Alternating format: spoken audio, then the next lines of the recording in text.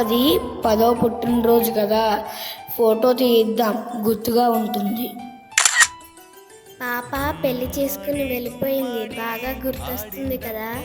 చిన్నప్పటి నుంచి తీసుకున్న ఫోటోలు ఉన్నాయి కదా, వాటిని చూసి ఆనందిద్దాం.